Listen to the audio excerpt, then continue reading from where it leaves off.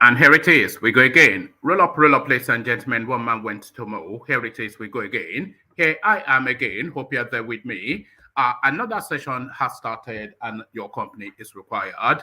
That thing that happens twice a day, happening the first installment of the day. One man went to mow. The eagle has landed. Another Savior. Holy, holy, holy, holy, Adimebujuku. Another Savior. Another Savior. Holy, holy, holy, holy, Adimebujuku. Another Savior. Well, this is Mobien. This is dedicated to the gallant heroes of the Nigerian Biafra War and IPO families all over the world.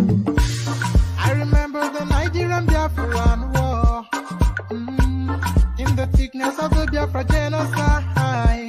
Hey, one man revived the vanishing hope to life.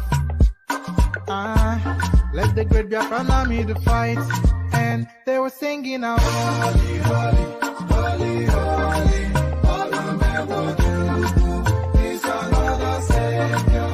They were singing out, holy, holy, holy, holy, all the Biafra is another Savior. Holy, holy, holy, holy, all the Biafra is another Savior. Many years after the genocide, whoa, yet another great leader has risen up now.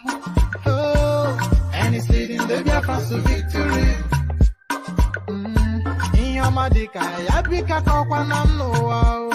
Hey, anamekele maduche mefo.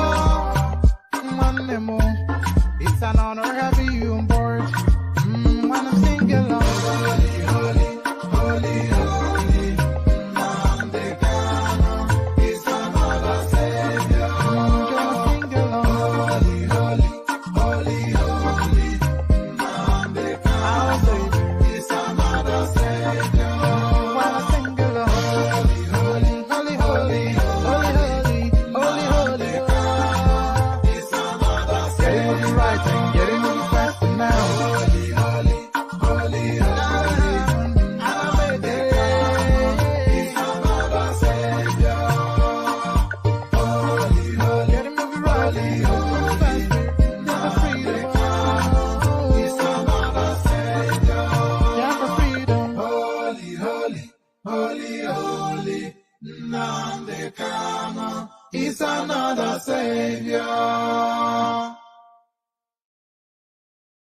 Another Savior. Holy, holy, holy, holy, Adimebujuku.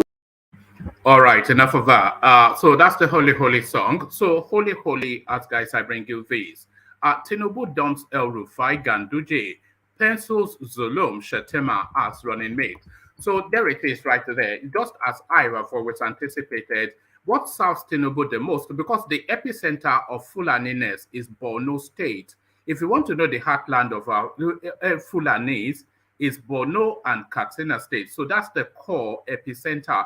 Kaduna State is sort of a cosmopolitan mixed ethnicity area. Same as Kano, it's cosmopolitan and mixed ethnicity, but the predominance in the concentration of the Fulanis is in places like Katsina and especially Borno. So that's the heartland of it. And that is also the heartland of fair religion alongside Sokoto State.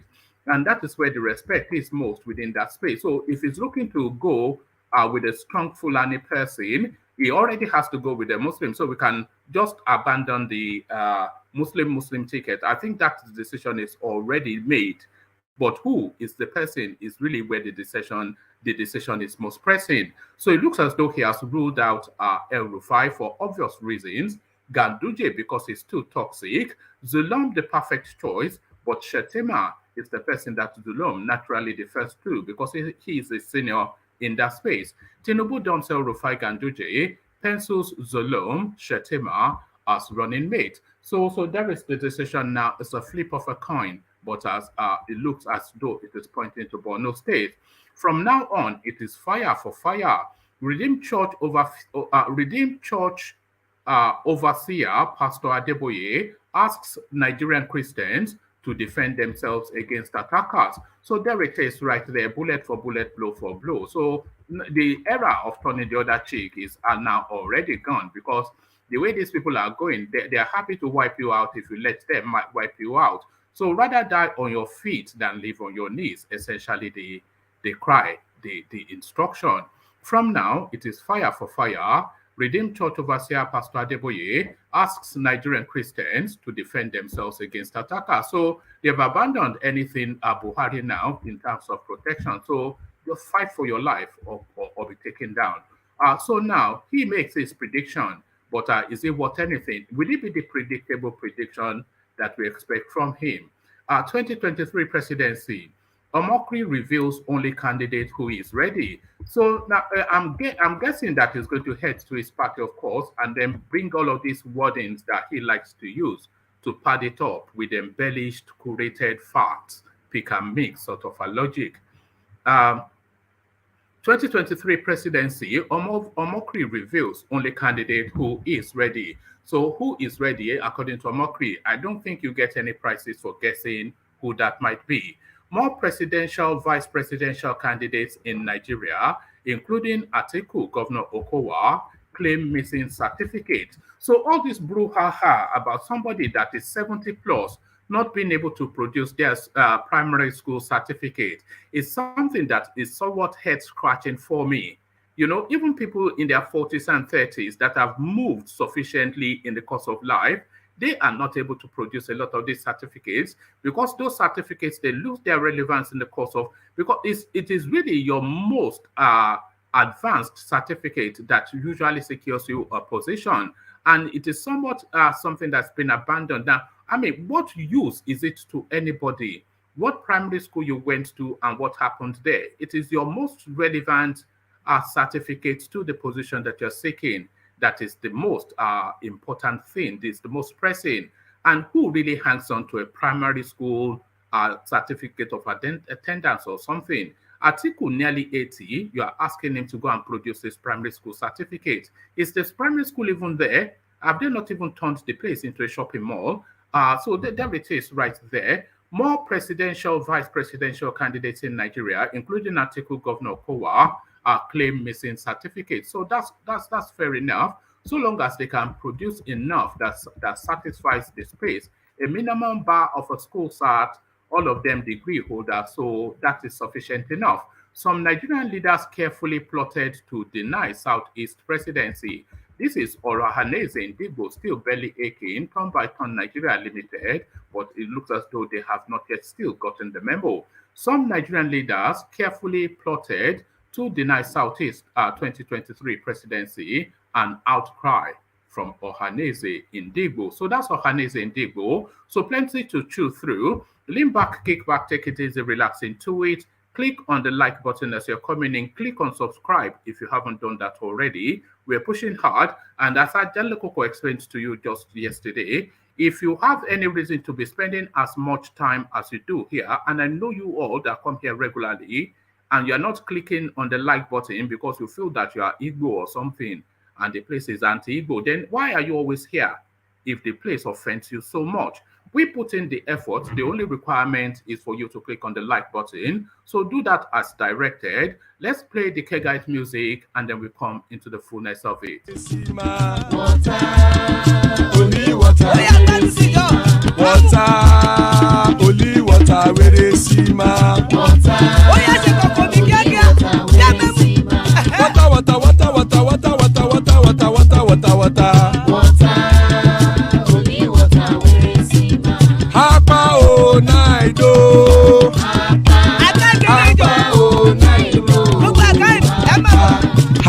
You don't come oh.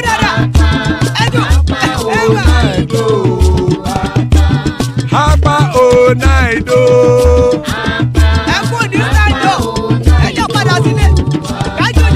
Oro keke elemu ye o. Ibe shodi ya keke elemu re o. Bobby master keke elemu re o. Chief Rufai Latif keke elemu re o.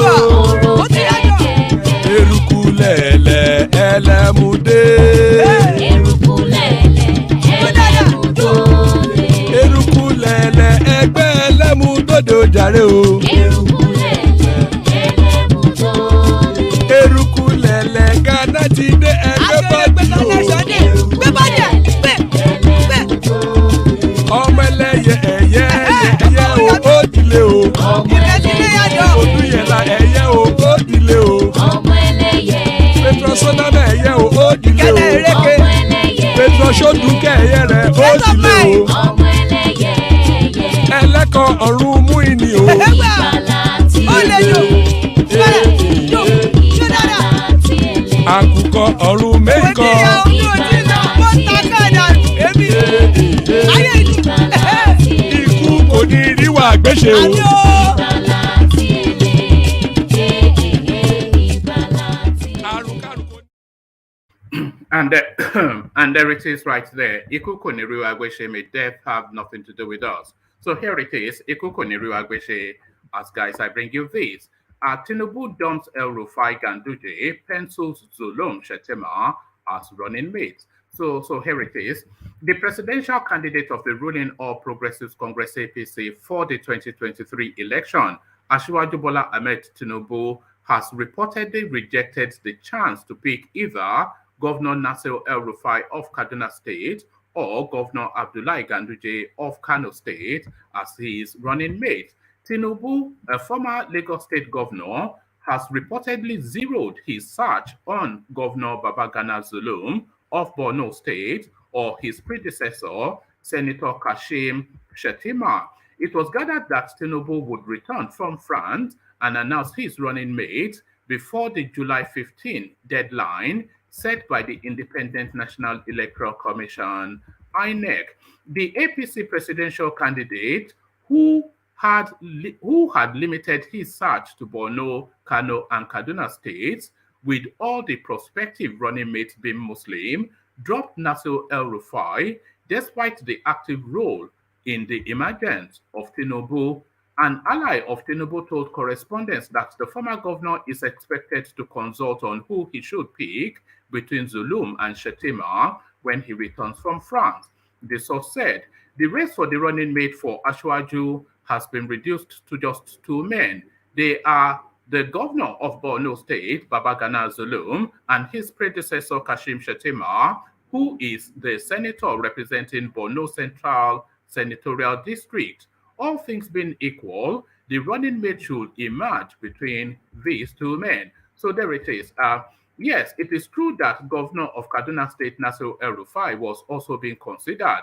He played an active role in Tinubu's emergence. His support was one of the surprise amongst many people that worked for him. If he, El-Rufai, is picked, he actually deserves it. Don't forget that he is also an influential governor amongst his colleagues, but I think it is beyond that. The source revealed that Tinubu will return from France to face this issue of running mates once and for all, adding that the APC national leader will likely announce his running mate before Salah, which is July the 10th. Another source, a member of the House of Representatives, told correspondents that the Northeast is being favored for the running mate position to divide the vote of the People's Democratic Party PDP presidential candidate Atiku Abubakar, who is from Adamawa. He said the position is likely going to a serving governor either from the Northeast or Northwest. But I think the Northeast is being favored because the zone has yet to produce the president, and we need to share the vote from the zone with Vice President Atiku Abubakar, who is from the zone, and he is also the candidate of the People's Democratic Party PDP. If we pick Zulum, the noise about a Muslim ticket would reduce. I think the Christian community would accept him. He is hardworking and might be considered on merit by the people. Christians won't mind supporting him. His name would resonate all over. On the vice presidential ambition of Ganduje, the source said, no, he's not being considered again. He wants it, but he's no longer in the equation. So yes, Ganduje will be an excellent vice president by my reckoning. If you were just to pick without somebody that would get you the votes, somebody that would be effectual as the vice president, I think Ganduje or El-Rufai would be the better choice because they are cosmopolitan, they are broad and worldly in their views. Somebody like Zulum, he's very specific to his state. You don't see him as having like a broad worldview, but he's an honest man and a hardworking man and a quiet man. So that works in his favor. And those are the direct opposites of especially El-Rufai or Ganduje. But for my reckoning, I would prefer Ganduje or El-Rufai.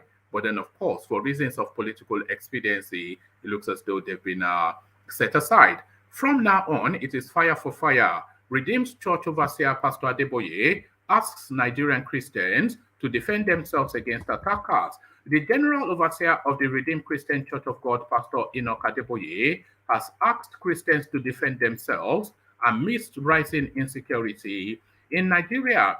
During his sermon at the ongoing July Holy Ghost service at the church headquarters in Mowe, Ogun State, Adeboye also prayed that terrorists and all their sponsors would not know peace. He stated that there was nowhere in the Bible where God said a child of God could not defend himself. The cleric said he was surprised when he heard the news that some people ordered churches to be shut down for 3 months, adding that they had all overstepped their boundaries. Adeboye said, from now on, it is going to be fire for fire. Some jokers said churches should not open for 3 months. Who is your commander, God or Boko Haram? Let the devil try any nonsense. From now on, it is going to be fire for fire.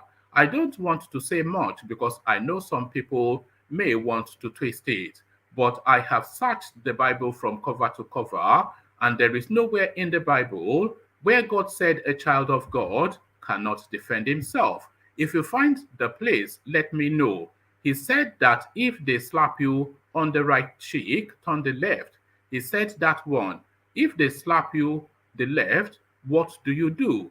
When God is silent, do you know the meaning of that? It simply means over to you. So if they slap you on the right cheek, turn the left cheek. If they slap you on the left cheek, knock them out. Essentially, is what Adeboye is saying. If they slap you on the left cheek, knock them out. 2023 presidency, Omokri reveals only candidate ready. So no surprises, I'm guessing, what we're going to get from here.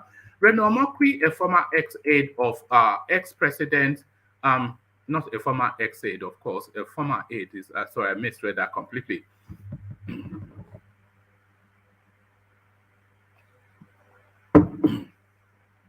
Reno Omokri, a former aide to ex-president Goodluck Jonathan, on Saturday said Alhaji Atiku Abubakar, of course, where else was he going? Reno Omokri, a former aide to ex-president Goodluck Jonathan, on Saturday said only Alhaji Atiku Abubakar, presidential candidate of the People's Democratic Party PDP, is ready for the 2023 presidency. Correspondents report that Omokri aimed a subtle jibe at Bola Tinubu and Peter Obi, the presidential candidates of the ruling All Progressives Congress APC and Labour Party respectively, who named placeholders as their running mates. So this is what is hinging it on. Whilst Tinubu named Kabiru Masari as his running mate for the 2023 election, Obi named Donyi Okupe in provisional capacity. Both frontline candidates are expected to replace their running mates soon. The only candidate who is ready as of today is Atiku. He is prepared with his running mate and his plan to govern. None of the others are ready with their placeholders. That is clear now. But when they reveal their permanent running mates, it will be even clearer, Omokri wrote on a verified Twitter handle. What do you mean? So there it is right there. Somewhat predictable what he's saying there, hinging everything on him picking some yam from the southeast as his running mate.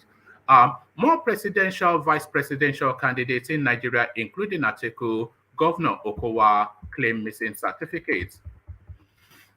More presidential and vice presidential candidates in Nigeria ahead of the 2023 general elections have informed the Independent National Electoral Commission, INEC, that they have lost their academic certificates.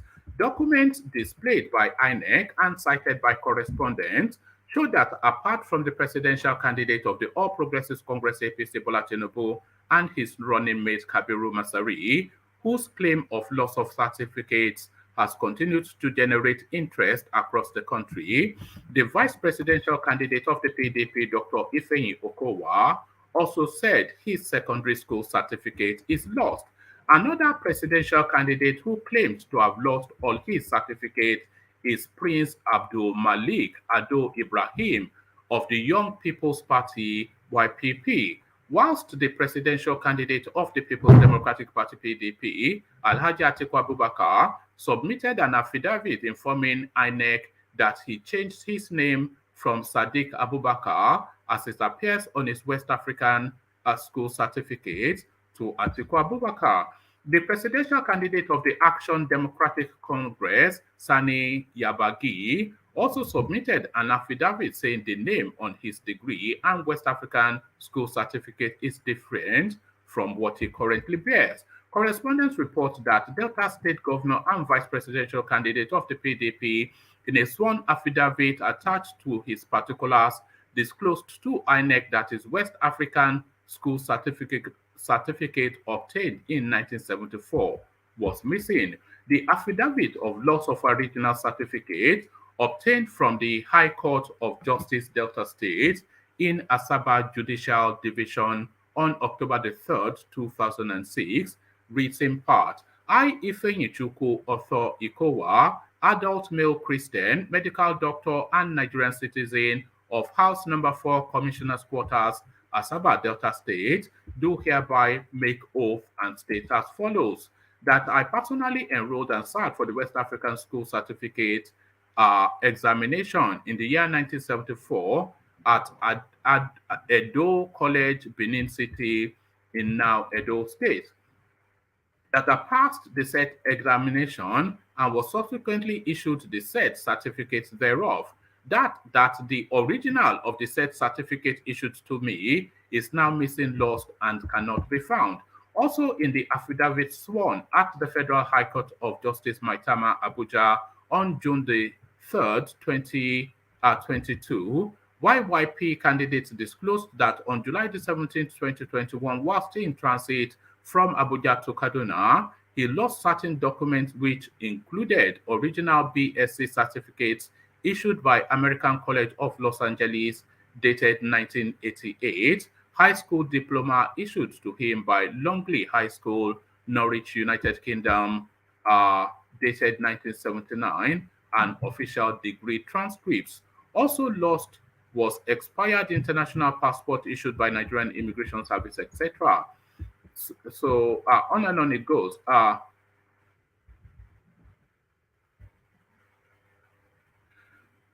As Ado Ibrahim also attached a police entry signed by Assistant Superintendent of Police Mohammed Kukuli, Judges Protection Unit, FCT High Court Maitama, on the lost documents dated the 6th of June 2022.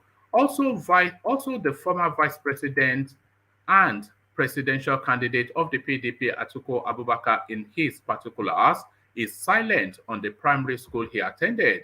He, however, disclosed his GCE results obtained in 1965 and a higher certificate, master's, obtained in 2021. Further checks revealed that the West African/General certificate awarded by WAEC and the University of Cambridge, which were obtained from Adamawa Provisional School, carried the name Sadiq Abubakar. The former nation's number 2 citizen also attached a sworn affidavit as Deputy Preventive Superintendent attached to Customs Preventive Station, Papa Wharf, Lagos, where he declared to be addressed as Atiku Abubakar. The PDP presidential candidate, who was resident at number 2, Ayon Boye Street, Anthony Estate, Ikorodu, declared in the affidavit that I was known and addressed and called Atiku Abubakar, that in the year 1965, I changed my name to Sadiq Abubakar. So there it is right there, and there it is right there. So everybody with missing certificates, but as ever, Tinubu, the focus of the IPOBians. Some Nigerian leaders carefully plotted to deny Southeast 2023 presidency. Ohaneze Ndigbo Beliekin, the President General of the Apex Igbo Sociocultural Ohaneze Ndigbo, Professor George Ibiozo, has said some Nigerian political leaders successfully orchestrated to deny the Southeast region from producing the 2023 presidency. Obiozo urged the Southeasterners to stop lamenting about the political conspiracy against Ndigbo by political elites in the just concluded presidential primaries of the APC and the PDP. The former Nigeria's ambassador to the United States of America stated that the political manipulation would end in a Pyrrhic victory for those who rejoice and celebrate injustice. The Ohaneze president was reacting to the presidential nominations by the mainstream political parties, which denied the Southeast the chance to produce the Nigeria president in 19... Let me do that again. The Ohaneze president was reacting to the presidential nominations by the mainstream political parties, which denied the Southeast the chance to produce the Nigeria president in 2023 through their platforms, despite the obvious injustice against the region. The two major political parties, namely APC, elected the former governor of Lagos State, Tinubu, as their presidential candidate, whilst the PDP fielded former Vice President Atiku Abubakar as its presidential candidate for the 2023 elections. However, Ohaneze Ndigbo President General, in a statement made available to correspondents on Saturday titled, "What does Nigeria want from Ndigbo?" said Igbos should wait for the verdict of history. According to him, now it is clear that the Nigerian national political elites have successfully orchestrated to deny the Southeast an opportunity to produce the president of Nigeria come 2023. By this machination, some Nigerian leaders have demonstrated gross historic injustice towards Ndigbo beyond our expectation. Obiazor, who is in Dubai hospital receiving medical treatment, noted that Nigeria, by deliberate injustice, has failed the Rotary Club International four-way test, which are first, of the thing we think or say or do. Is it the truth? Second, is it fair to all concerned? Third, will it build goodwill and better friendship? And fourth, will it be beneficial to all concerned? For Ndigbo, I urge us not to lament much, but wait for the verdict of history. In the end, this political manipulation will end in a Pyrrhic victory for those who rejoice and celebrate injustice. The former Nigeria's ambassador expressed his gratitude and appreciation to all those Nigerian statesmen and patriots across the country who supported the idea for the Southeast to produce the president of Nigeria in 2023, based on the Nigerian proven history of rotation of power between the North and South, as well as commitment to equity, justice, and fairness. Obiazor, who conveyed his statement through his spokesperson, Dr. Alex Ogonia, asked a rhetorical question: what does Nigeria want from Ndigbo? So what does Nigeria want from Ndigbo? The man with the answer is Thomas. So Thomas, I have you. So Thomas, are you there? All right. Are you there, Thomas? Oh, this is just... I'm there, woman. All right. So to the question, did you hear the readout at all? Yes, I did. All right. So to the last one, to the question, the Ndigbos are asking, what does Nigeria want from the Igbos? So what do you think Nigeria wants from the Igbos? Thomas, good to have you. It sounds funny, woman. What do they want from the Nigeria want for the Igbo? I don't know what they want for the Igbo, but what I know Nigeria want for the Igbo is to maybe they should always they should open their space to everybody. I think that is what Nigeria want for the Igbo. Open their space, communicate with all the regions. Let the regions know that you don't feel a little bit superior to the other region. And I think that is just what Nigeria wants from them, because and they have to get out of their comfort zone and mingle more with the other tribe. If they do that, it will be better for them, and I think it will move everybody forward. Most especially we Yorubas. I remember engineer normally said this every time, that is when we Yorubas and Igbo come together, that is when the Nigeria will be better, even if they can be closer to the north. But the southwest, we are there. Why can't we come together as one? And even if they say they have Fulanization agenda, anything, we can fight them. If all the South come together, the North cannot overwhelm us. So I think that is what Nigeria wants from them. That is what I think Nigeria wants from them. I don't understand what they are crying about, because they've come very late into the 2023 election. They spent the last 4 to 6 years with Nnamdi Kanu, and we all know, and in that period when they were with Nnamdi Kanu, the rest of the country was permutating how they would take over from Buhari.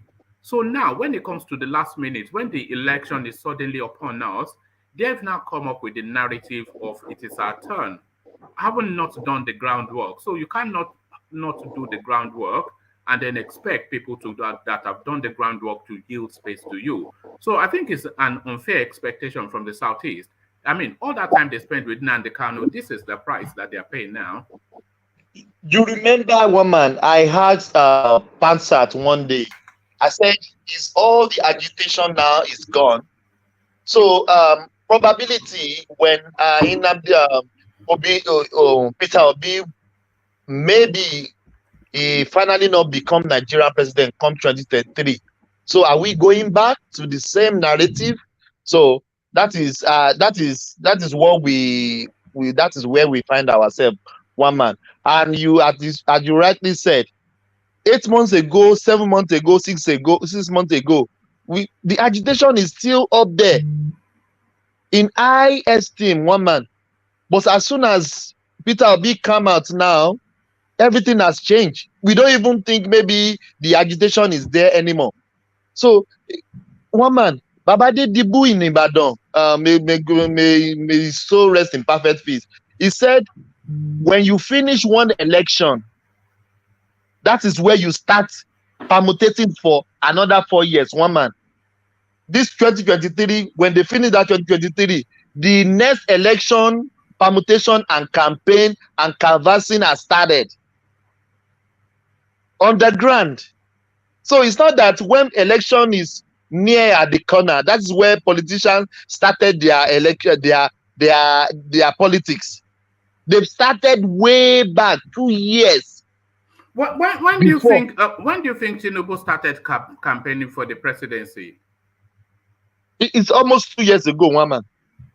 And when did Peter Obi start campaigning for the presidency?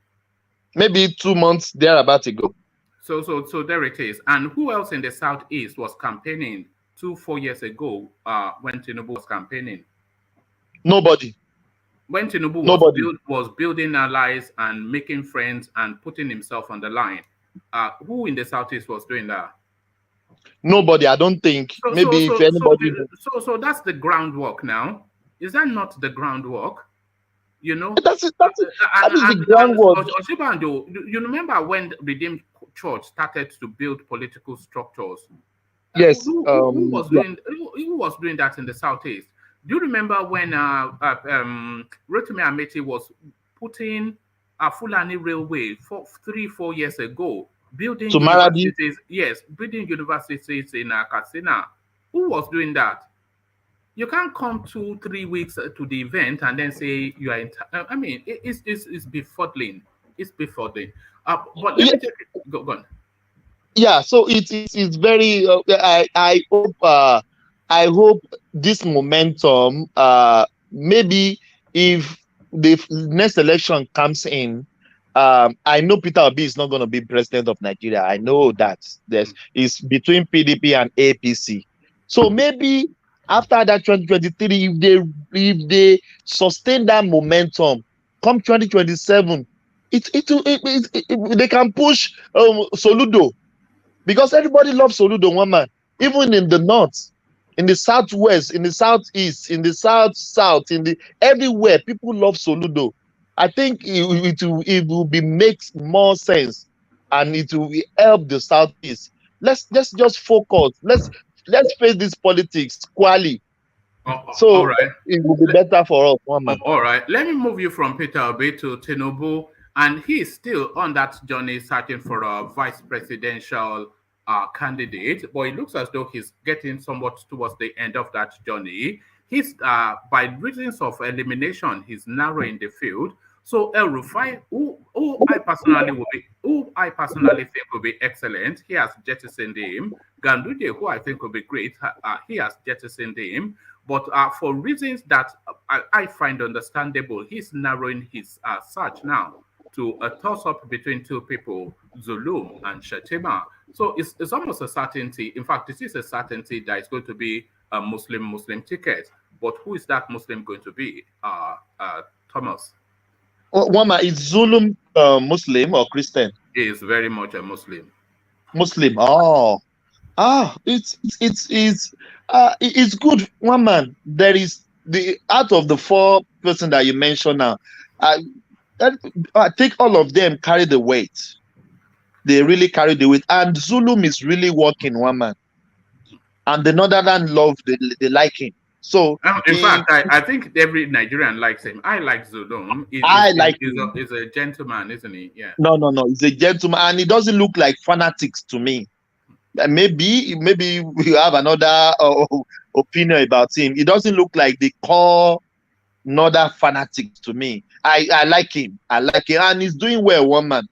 The states are confirmed, and he's doing. People love him. Everybody love him. So everybody, even is one of the governor, people mention his name every time. Zulum. And even Shettima, it's not too bad.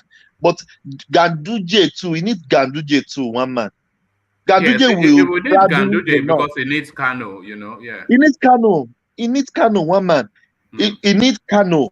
So if you can any one of them, one man, they are strong people, and people respect them in the north. So I think Zulum will be better, one man. I love Zulum, and I think most people love Zulum as well. So if you can try to bring Zulum, it will be better. But Ganduje too will work for him. They are in the same party. Ganduje has been campaigning for Tinubu way back. They are 1, 5, and 6. If he doesn't get Zulum, if he doesn't get Ganduje for his vice, you can be sure that the secretary to the government will be Ganduje or something. It will be very, very top in yeah. Is this Ganduje's second term? Yes, that is his second term. Yes. Oh yes, so that means he could be in his cabinet. So Zulum, I love Zulum, one man, and even Shettima. But I don't know why he jettisoned this man. What do you call it? Babachelawa, because Babachela is still campaigning for him. He wasn't happy. Babache is too toxic now. He has 2 things going against him: the grass cutting scandal and the fact that he's a Christian. He's a Christian, yeah. So I hope he will pick Zulum. It will be better. And even if he didn't pick Ganduje will still work for him, because they are 5 and 6. I saw Ganduje taking the chief justice title in Ibadan the last time. Tinubu was there, so it's still win-win bet for him, one man. Oh, brilliant. Thank you, Thomas. So Thomas, for reasons of time, stay with us, but let's go quickly to Mr. Gomez, who is likely to run away if we don't go to him quickly. So Mr. Gomez, as Thomas always says, good to have you.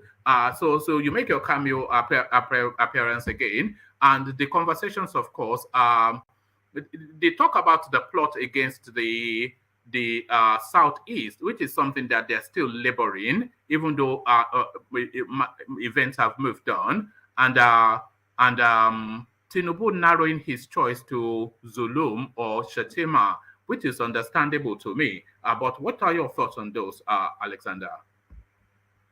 Unmute.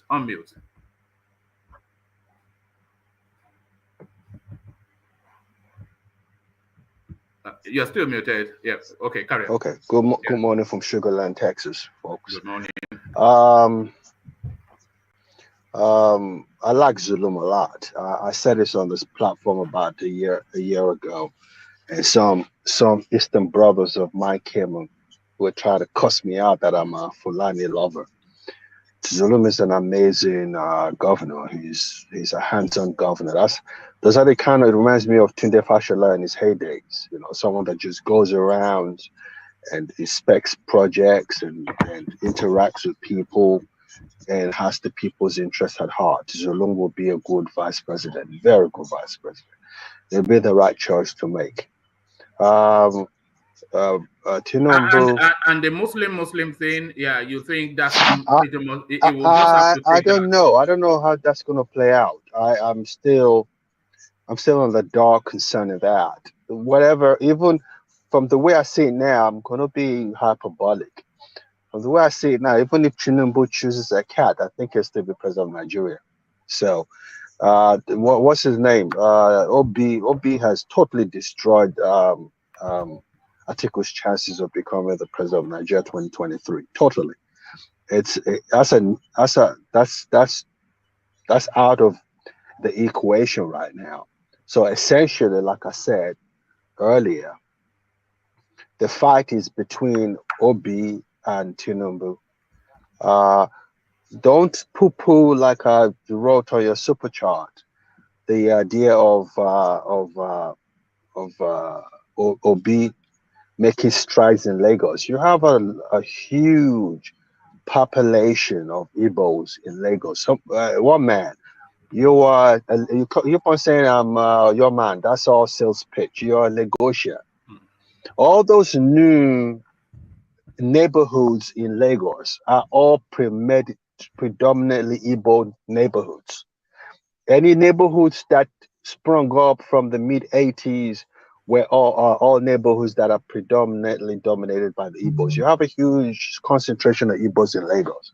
They would give, if they're allowed to vote freely, en masse, they'll shake up Lagos State. They might not win, but they would really shake up Lagos State. And I know Tinubu would try everything in his Agbedo power to stop that from happening. But if it's a fair and free election, transparent election, there's a chance that Obi would make huge inroads into Lagos. He'll come second in the election come 2023. His brand is growing. I mean, people love him. It reminds me of when Obama came out, and I'm saying to myself as a black man, America is not ready for a black president. And somebody told me, some Igbo guy told me, who's my in-law, told me that if Obama becomes president of Nigeria, then I know there was a Jesus Christ. So Obi has some there. There's something there, but he won't win. I think Tinubu will be the president of Nigeria, in my opinion, and I'm entitled to one. Yeah. All right.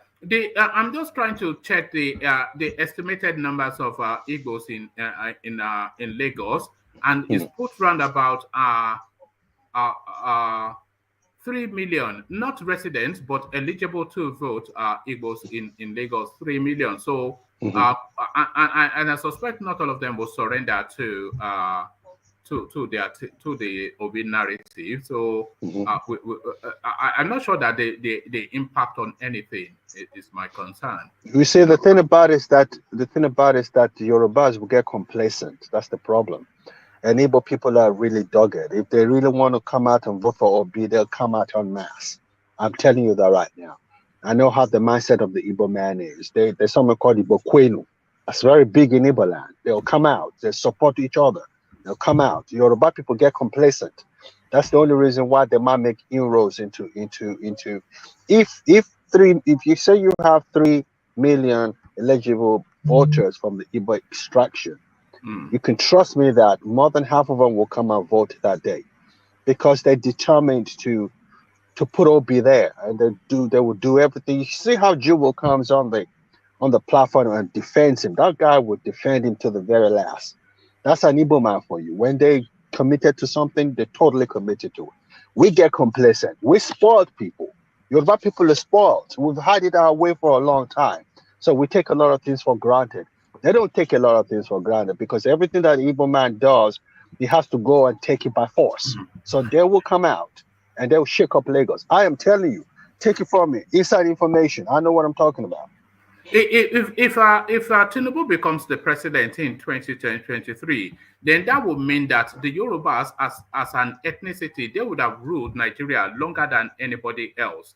Because you have to understand, we can't say the North is one ethnicity. Abata was a Kanuri man. Babangida was a Nupe man. Shagari was Fulani. Yadwa Fulani, and then Buhari Fulani. So Shagari had one term. Yadwa had 2 years. Buhari had let's say 8 years. So all of that is still just about what Tinubu would have had. So if you add what Obasanjo would have had, so if you add, Obasanjo I think had 10 years. Did he have about 2-3 years as a military governor on top of 8 years? So he's about 11-12 years. So the Yorubas, if Tinubu becomes the president, they would have ruled the Nigerian state longer than any other ethnicity in that country, in that country's history. Yeah. Someone said on a different platform, Dara is a very good friend of mine. She's someone that I'm very close to. We speak very well. Like I speak with you, I speak with her on a regular basis too. Someone said on the platform, and I've never heard anybody say this on this platform, but it's the gospel truth. The only reason why Nigeria is still an entity today is because Yoruba people haven't decided to come out of Nigeria. The minute the Yoruba people really go into it and say, no, we don't want to be part of this Nigerian thing. I mean, they really are determined there will not be a Nigeria today. You know, even this Yoruba nation, it's still superficial. If they come out determined that, like the Igbo people always say, we want a Biafra nation, that's the only thing. The Yoruba people are the only people holding Nigeria together today. We are spoiled. We are Nigerians. Yoruba people are Nigerians. When I was growing up, I didn't identify, or nobody identified themselves in my enclave as Yorubas, who were known as Nigerians. So the average Lagosian does not have this sense of I am a Yoruba, I'm a Yoruba. It doesn't work like that. And 9 times out of 10 Yoruba people are like that. We are united to a certain degree, but believe me, we're not as united as Igbo people when it comes to them coming together to fight a common cause. They're formidable. They are formidable. They are absolutely formidable. You know, it's amazing how determined. I don't know whether I've said this before. Let me say this before I go, because I don't want to take over the channel. 300 years during the slave trade era, there was a shipment of slaves from the east coast from the Biafra enclave in Nigeria. And these guys got to Savannah, Georgia. And when they looked at themselves, Igbo people looked at themselves, said, no. We're not going to live like this. They held hands, prayed to their forefathers, and committed suicide by jumping to the ocean. That's how dogged, that's the average Igbo man for you. They are hot-headed. They are determined people. And you can't take that away from them. And they are they have this town hall culture. They have this society culture, these meetings that they hold, community meetings, which they strategize to have one voice to matters. Yes. You see, when it comes to, let me also say this, because I know this culture very well, because I've been here for over 30 years. When it comes to being Igbos amongst themselves, they're not as united as it looks. They have frictions, you know, they really do. You have the Catholic and the Anglicans, you have the Anambra, Imo. But when it comes for them to come together and fight a common cause against other ethnic groups, formidable people. There's no way you can penetrate them.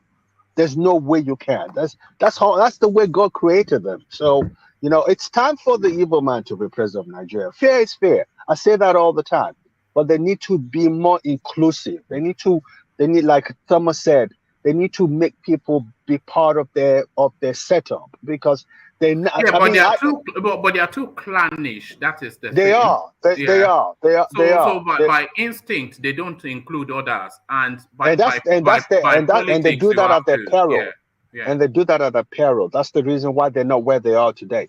But I say, an Igbo man will be a president in my lifetime. But I'm thinking that it's going to be Soludo, because Soludo is just loved. He's just beloved. He's an international figure. He's the kind of person we need in Nigeria today. We need educated people who go there wanting to serve the people, not to enrich themselves. So, but oh man, I'm taking over the platform now. I'm feeling a little bit uncomfortable. So let your people take over. Yeah. All right, brilliant. Good to have you. Always a delight to have Alexander come and drop a pearl on the platform. So that's Alexander dropping a pearl, and the person that drops the gem, Ajanle Koko. So Ajanle Koko, are you ready? Yes, one man. All right, brilliant. Good to have you, Ajanle Koko. So Ajanle Koko, let me take you to another talking point, and this one comes somewhat as a surprise to me because it's always very soft and played and ambiguous in its tonality. But this time around, no. He's saying, from now, it is fire for fire. The Redeemed Church overseer, Pastor Adeboye, asks Nigerian Christians to defend themselves against attackers.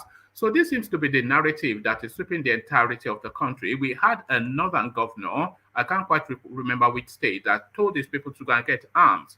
And this is essentially what Adeboye is telling Christendom in Nigeria as well, that forgets any Aboki from Daurao, he wants you killed. So go and get the weapons to defend yourself. Fire from the pulpit. A surprise, Ajanle Koko. One man. Let me first of all urge everybody listening to us to please click on the like button, like, share, and subscribe if you have not done so. You see, the security situation in Nigeria calls for that. It calls for every one of us to stand up and defend ourselves. One man, let me come back. I gotta do something. Let me come back. Yeah. All right, brilliant. So Baba, can I pick it up from where Ajanle Koko left off? So Pastor Adeboye inviting the Christians to essentially pick up arms. There's no other way. Fire for fire from the pulpit. The pastor, he wants you to get a gun. Good morning, everybody. Well, if Pastor Adeboye really said that, I think it is like Ajanle Koko said. It is the situation of Nigeria brought us to that, and we saw what happened in Ondo State a few weeks back, and up to now, we have not been able to. Nigeria have not been able to arrest anybody in conjunction with that. Though Amotekun was saying that they arrested some people, and then the king of war have a contrary view to that they never aware of it. So for Pastor Adebo to say that, I think, to me, right now, with what is going on in Nigeria, there is nothing wrong in that. Because if it seems that the church are being targeted right now. So every church need to find way or the other to defend themselves, not even the church alone, every citizens. Because it is getting out of hand and government is not doing anything about it. Yesterday, over 30 soldiers were killed. I think somewhere in northern part of Nigeria as well. People might be saying, "Oh, this is propaganda. This is propaganda." Military were killed yesterday. About 30 of them. They were ambushed. So what are we talking about here? So in as much that they can ambush military, so it means that Nigeria is gone for dog. So everybody needs to defend themselves. Not even church alone. Not even church alone. That is my take on that. Everybody needs to defend themselves. In as much that government is not doing anything about it, they don't really want to do anything about it. I think it is high time that everybody should defend themselves, like everybody have been saying, all these governors. And if church really mean the business, they need to to have somebody who can stay at the front of their church with guns. If everybody cannot have it, have people who are well trained that can secure your church. So that is it. It's gone beyond just praying for divine something. Now, they have to actively seek to protect themselves. There has to be some sort of security alert, some sort of secure. So they have to. Every church should have a CCTV. Every church should have some designated security protocol that can raise alarm, and there has to be some sort of a quick response unit that is able, and every church, every shopping mall, every place where people concentrate, they have to have that in the southern parts. You know, it's beyond just hoping against hope and placing everything in the hands of Buhari. Buhari wants you dead. There is no doubt about that, because it is not going to work the way even prayer cannot even change anything in Nigeria. We should put prayer aside. God already gave us what we need to make a country be one of the best countries in the world. So issue of praying from now, go on the mountain and fast and walk, that is just rubbish to me anyway. The Western world is not changing me, but it's not changing my belief. But the fact still remains that we cannot continue praying. We'll be praying. Even the Bible even say that praying without action, it is in vain. So that is it. Everybody needs to defend themselves. Church needs to defend themselves, because it seems that church have been targeted and government are not doing anything about it. And that will make me quickly go to that issue of Tinubu choosing a running mate as a Muslim as well. He is not going to work, and not in our lifetime. God will forbid that. I don't care whatever anybody say. We have to defend our religion too, in as much that Muslim can be Muslim and they can defend themselves. Look at this Nollywood. When I look at them, when you look at all of those people, you will see that they are all Muslim. So what are we talking about here? What are we talking about? So I think religion is going to play in this politics. It's not issue of tribal. It's not issue of this is Obi. It's from eastern part of Nigeria, and okay, you have to vote Tinubu against Obi because it's from Yoruba. I don't think it should work this time around. Religion need to play very big part in this. So if Tinubu wants, he can go and choose Zulum. He can go and choose Ganduje, and let us wait and see what is going to happen. It's not going to. But his wife is a pastor. Tinubu's wife is a pastor. That's not our business. His wife can be pope. If he want to have change in Nigeria, though people are claiming that Sibanjo is there and what happened, but they still kill Christian. Well, it doesn't really matter at this time. That is to be fair. I mean, for fairness, it should be Christian and Muslim. But if you are saying Oshibanjo being Christian has not impacted in any way for Christians, so what purpose does it serve? One man, it doesn't really matter at this time.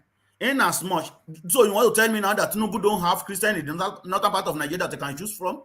Yeah, not the ones that will bring him the presidency. Okay, let them go ahead then. We have thought first. You see, are you saying Tinubu should pick a Christian and lose the election, or pick a Muslim and win? He is not going to lose, because even this is what is going to make him lose safe. He will fail woefully by God's grace, Almighty God in heaven.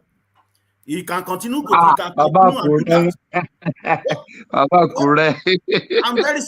very serious. It doesn't really matter. It's not issue of Yoruba or whatever. We have to defend our religion too. In as much as they want to defend their religion, we have to. I may not be. Who is half Muslim? Do you regard that? Yes, it's not really Muslim. He is not half Muslim. Muslim is Muslim. There is no half Muslim in what we are talking about here. He need to choose somebody from the northern part of Nigeria who is a Christian. It doesn't really matter if you want to be fair. So are they going to allow us, if you want to choose Christian to Christian and Christian, are they going to allow that? That is the fact. So for fairness, the same fairness that eastern part of Nigeria is calling for, the same fairness Christian is calling for. But Labour Party has a Christian ticket. You don't seem to object to that. No. Obi cannot have Christian ticket. Okukwe is a Christian. Okukwe is not going to be the vice. Is not going to be his vice president. Is not going to be the vice to Obi. Is the vice now? That's the no. That's just a facelifted vice president. He is not the vice president. Why is it? Why Tinubu did not use Masari now as his vice, but he put Masari as his vice in the form. So, God Almighty that has today, Tinubu is not going to win that election. If he want to go to we have to defend our religion too. We have to. I don't care whatever anybody says. We have to defend our religion too. In as much that it could be, they want to choose Muslim and Muslim. He is not going to work for them. God Almighty is not going to make it work. But Nigeria is a Muslim country. It's not a Muslim country. It's a secular state. Who told you that? That is what I know. There is never a time that the world recognizes us as a Muslim state. They recognize Egypt, Morocco, Tunisia to be Muslim state. Afghanistan, they recognize them to be Muslim state. It doesn't really mean that because we have Buhari or because we have leaders who Nigeria is member of OIC. No. Nigeria is a member of the Organization of Islamic Countries. OIC. Well, that is for your leader, not for we. So Nigeria is a secular state. So it doesn't really matter this time around. We are not going to use the issue of I may not vote in Nigeria, but we are not. I know for sure. Let's just wait. You guys believe that, like me, I don't really want to go into detail. I just want to be in the middle at this time because what I've seen. Okay, what about fairness to the core Muslims? Because as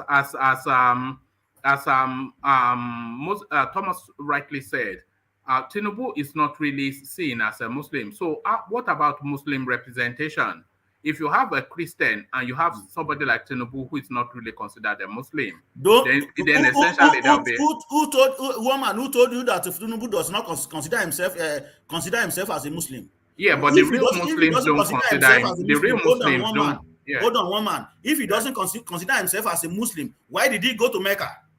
Didn't you see the picture? Yeah, that's for the cameras. Why did he go to Mecca? So what are you talking about? What are you telling us here?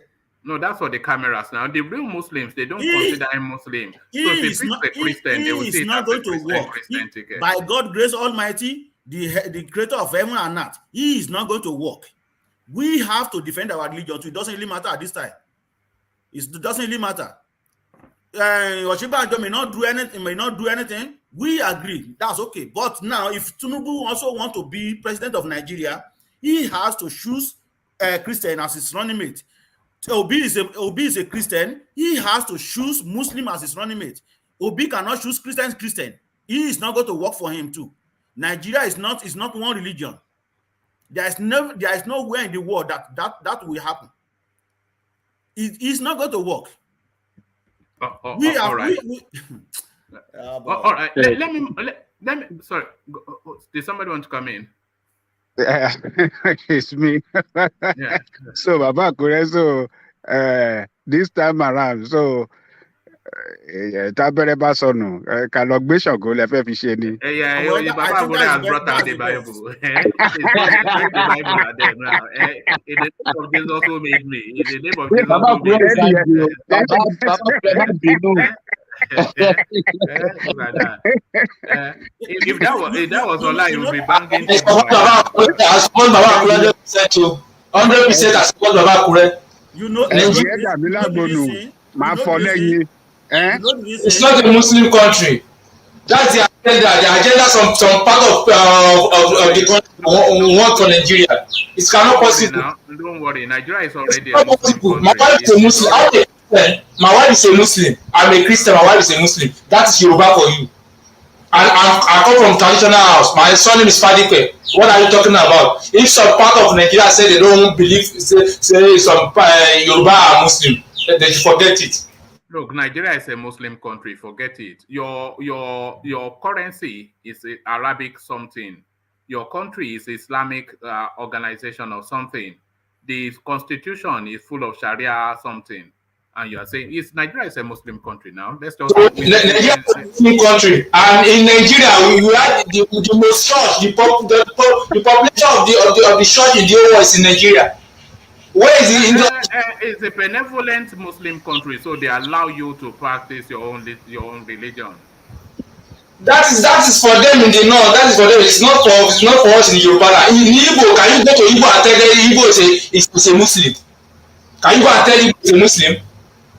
Can you go to the South and tell them they are Muslim? For example, hold on. Nedo Oko is a Muslim. Let me tell you about Edo entirely, about Benin.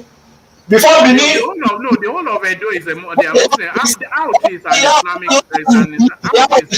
now. Yeah, you don't know Nigeria. What are you? All right. Sorry, we can barely hear you, but let's get back to Baba Kure. Okay, now, I know that people really underrated Obi. In fact, I like Alexander the way he always talk with sense and he always make it clear. I'm not fan of any of them. I'm not fan of Obi. I'm not fan of Atiku. I'm not fan of Tinubu, because I still don't trust any of them. But Obi is I think to him, he is the best person among them. The reason being that I'm not saying that he's a thief too, right? There is no doubt about that. But to me, I think he is younger among all these people, and I think, for fairness, he will still be the better person anyway. So whoever want to choose Muslim and Muslim, they can go ahead. Then they will fail woefully by God's grace Almighty, who created them and not who make today. In fact, they will they will fail woefully. Then that will be that you think, a couple of you. Yeah, I'm hearing you. Continue, my brother. Baba Kure, your tunation today is very different. So you are not marking around at all. No, because when you look at things, people just take you for granted. The northern part of Nigeria have been using us for many years. They think that we are second citizen. Then another person from Yoruba now want to take you got the ticket to be the president of your, to be the aspirant of your party. Then you want to choose another Muslim again. So what is going to be where we might not be up to standard of Christian, but we are practicing Christian. So what is going to be the fate of we? So then we become third citizen at that time, because this is what is causing problem. So whoever want to choose Muslim and Muslim, that is not going to work for them. If Obi tried that too, he's going to fail. If he said, okay, I'm going to choose Christian, Obi is a Christian and he believes that he want to choose Christian, he is going to fail. If Tinubu believe that he's going to choose Muslim as well, he is going to fail. If Atiku does that too, they will fail. They have to be fair. They have to be fair in this coming election. But this seems to be a new development, Baba Kure, because we were never this fixated on religion just even barely 10 years ago. But now it's religion. And the Christians, they were always been benevolent and not fanatical at all. So when did this fanaticism suddenly come into Christendom in Nigeria? Because we've seen because it is Buhari just perfected everything. That is, Nigeria has never been divided like this. Even Yaradua, let's just put Yaradua aside. Even during Babangida, Nigeria has never been divided like this until when this man came. That is why I cannot really trust any of them. But to me, I will still prefer Obi over any of them. The reason being, but when did you get there? So they've captured you too. They've captured you. Nobody captured me, but I just think nobody listen to me. One man. Another one bites the dust. What is going on? What is going on?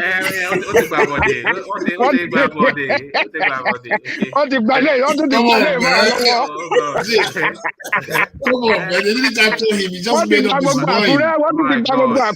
They captured him. They captured him. He just made up his mind. They conquered Akure Empire. Obedience. These people are strong. Let's just put that aside. Anybody that wish Nigeria well will choose Obi. I tell you the gospel truth.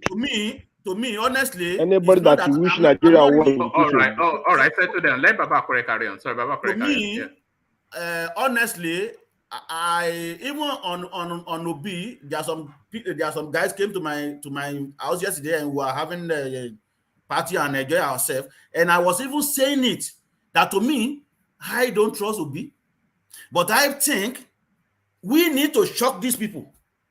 These people, the only thing I want is shocker, so that these people will set their brain, because they take us for granted. Look at what is going on now with the issue of a Kremadu.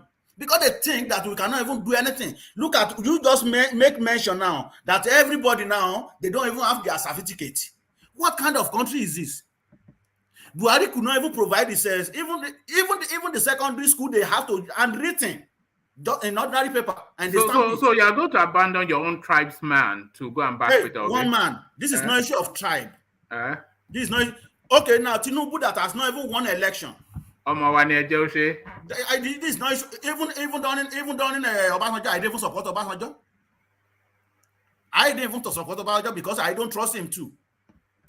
Right? But we just need shocker, because if they are not taking us for granted for a very long time, I don't really have problem with Tinubu as well. No, honestly.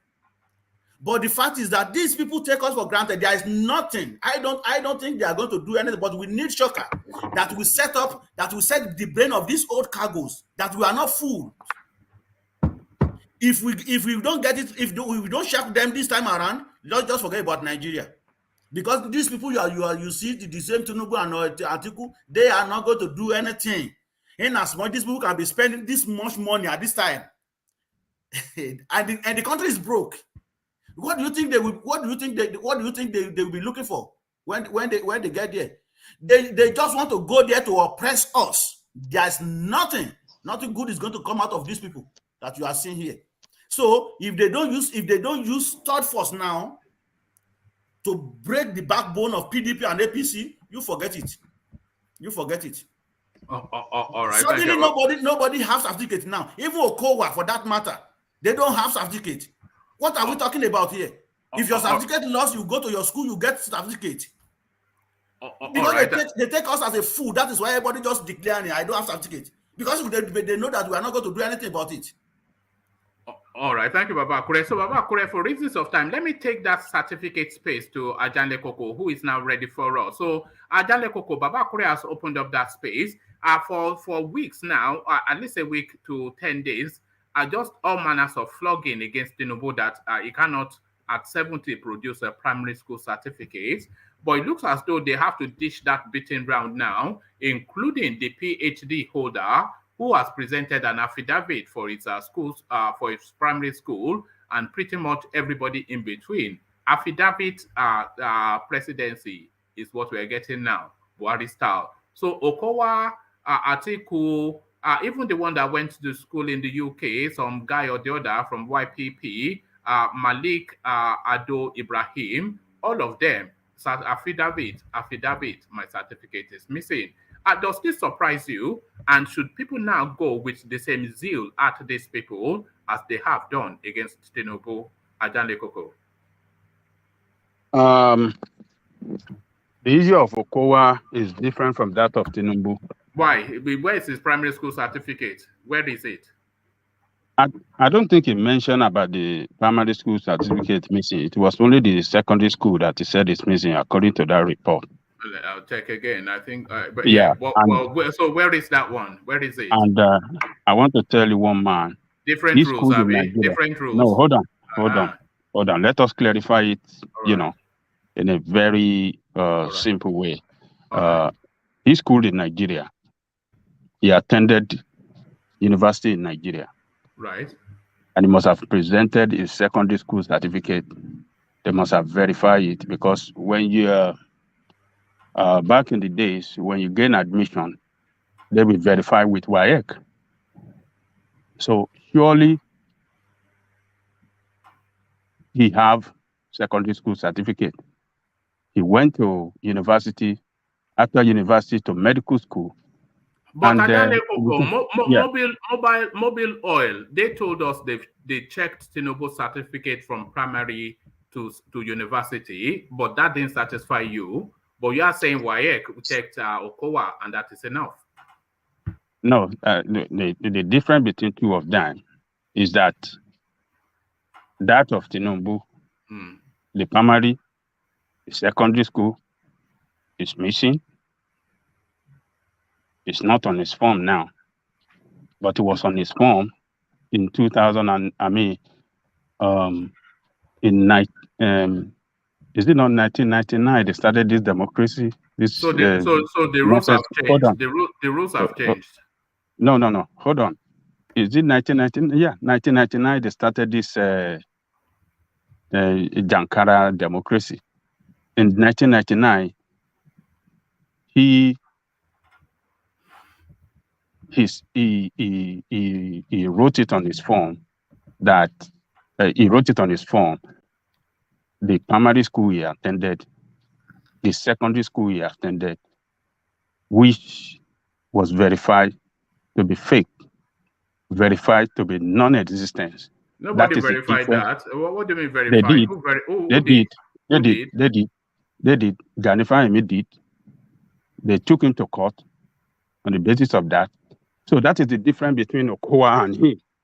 He lied on this form that he attended so school that happened to be non-existent. The primary school he mentioned on the form that he attended in Lagos State never existed. The secondary school that he said he attended happened to be fake as well, that he didn't attend those schools. So the issue of Bola Tinubu is different from that Okowa. So the double standard continues. The double standards continue. He is hiding something. Right. And that is why they didn't want to present it. And obviously, what he is hiding is the name, his original name. No, that is your speculation. That is your speculation. Okay. Yeah. He's hiding his original name and his age. And that's why he never entered it in the current form. It's unbelievable. So, you are all about fair play. So why are you applying double standards now? It is not double standard. It is not. It is what I'm saying is for clear. I mean, we are comparing both. One mentioned his own, the school he attended, but the certificate, he lost the certificate, and he sworn and the affidavit to that effect, which the law, which the law, as the Tinubu, he told us it was stolen during the military era. Oh, stolen. So this is unknown soldier came and. Well, his house was ransacked and they took stuff. We know that now. His house was ransacked and they took stuff. He can still mention the name of the school in his form. I mean, Okowa mentioned the name of the school. How do you know that? Form. They didn't say that. Yeah. Obviously, he mentioned it. He only said that the certificate, he lost the certificate, sworn an affidavit to that effect. And this is a guy that attended school in Nigeria. He didn't attend school outside Nigeria. He attended school in Nigeria, and I'm telling you, back in the days, university verified this thing. You cannot complete a course in Nigeria without being verified, without your result being verified from WAEC. A medical student, a medical man in one of the prestigious universities in Nigeria, medical school. It's never possible during their own time. You can never pass through university and successfully graduated without your result being verified, your school site result being verified. So we are not saying that Tinubu did not attend school. Get me right. Tinubu obviously attended elementary, primary school. I mean, elementary and secondary school. Yes. But the difference is what I mentioned earlier. He mentioned it. He entered those schools in his form in 1999 when he was contesting for governor, and they verified it to be lie that they never attended those elementary and secondary school. That is the difference. So you're satisfied that WAEC verified Okowa's certificates, but you're not satisfied that a more prestigious, more international, more reliable platform like that is not what I'm saying. One man. I am not saying that Tinubu did not. I'm not saying that he didn't attend elementary and what do you call it? Elementary and secondary school education. No. I'm not saying that. But the school is hiding something by not presenting it, by not writing it in its form now. It's obviously hiding something, and it started that after it was exposed in 1999 that he lied. He mentioned the name of the school on his first, on his 1999 form. I mean 1998, prior to the election. He mentioned it there. And after that, after his first time in office, when he had to submit another form to INEC, he didn't mention those schools anymore because he had problem with it in the first time, because he was challenged at the law court by a most reputable lawyer in Nigeria back then, Chief Ganduje, that he lied on the form. He lied about the school he attended. And that is what has dragged us to where we are today. When people lied, according to an Yoruba adage, meaning person that lies will surely steal. And that is what has happened to us today. He lied. The law, the fraudulent law and fraudulent constitution that protects them, that gives them immunity while in office, allow him to run the state with lies and succeeded in stealing the resources of the state.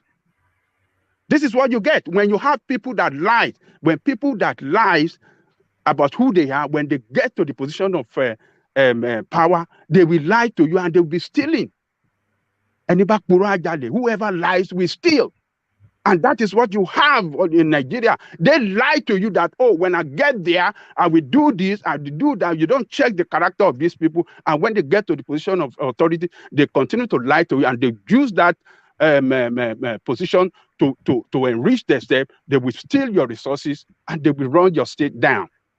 That is what we have. So that is what Tinubu did. Okowa is different. The Okowa case is different from his. He attended school in Nigeria. The university system, verify the result, the school site result, and this man practiced as a medical as a medical director before he jumped into politics. Tinubu practiced as an auditor before he joined politics. I agree. I'm not saying that. Look, Tinubu attended school. Get it right. But which school did he attend? Primary and secondary school. Which one did he attend? Chicago State University. He attended. He didn't start his education. He didn't start his educational life from Chicago University. He started it from elementary level. But Okowa only presented his latest certificate and affidavits to back it up, as did Tinubu. Okowa case is different. He only mentioned that he lost his school certificate. That's what Tinubu said too. Tinubu said he lost his primary school certificate and this thing, but they have it. In 1999, he mentioned it on the form, the school that he attended. Why didn't Okowa write to WAEC just to get another copy? It would only be about 10,000 naira. What did you say? I said, why did Okowa not request another copy? It would not cost him more than 10 to 20,000 naira to. I think you are right, but I think you're right, one man. We can push that question to him. It must be lying about something. Did he attend secondary school? Do you you are right. We can ask him same question, Baba. I mean, why can't you go and get what do you call it? I think they call it verified copy or something like that. Yes. It has happened. Yeah, it has happened to me before. Yes. Certified copy. Certified to It has happened to me before when I went to WAEC. They give you. So it's Okowa. I believe some of your agents are listening to us.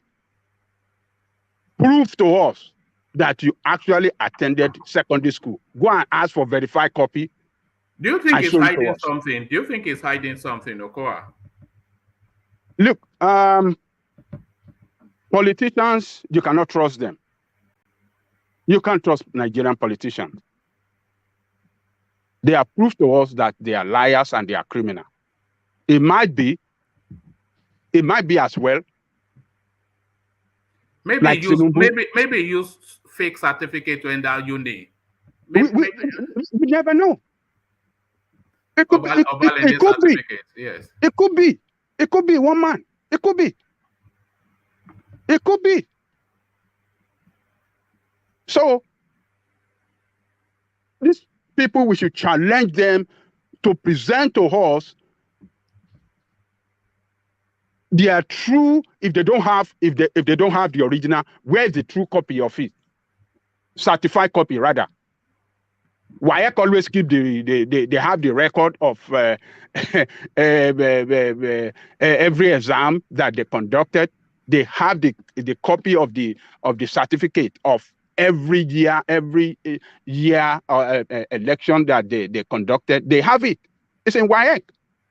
Since the beginning to this time, they keep the record. So Okowa can go and get the same thing too. It could be hiding something, one man. I think I agree that with you. It could be hiding something. An article we've discovered now that he was even using fake name, either now or before. His name is actually Sadiq. Sadiq Atiku. Yes. Well, change of name is another thing, and people can change their name as long as there's a reason for that, and people can change their name. But what is he hiding? What is he hiding? We're using two names. We don't know, but I don't want to believe that he's hiding name, but he has been bearing that what do you call this name for a very long time. We've known him with that name for a very, very long time before he even jumped into politics. While all his life in Nigerian Custom Service and I've been bearing that article. So, do you think he changed his name to change his age? Do you think he changed his name to change his age? To change his name? I mean, change of name. Do you think he changed his name to change his age? I don't know. I cannot say why. I mean, why will he do that? Why will he for change of name? Let me tell you why.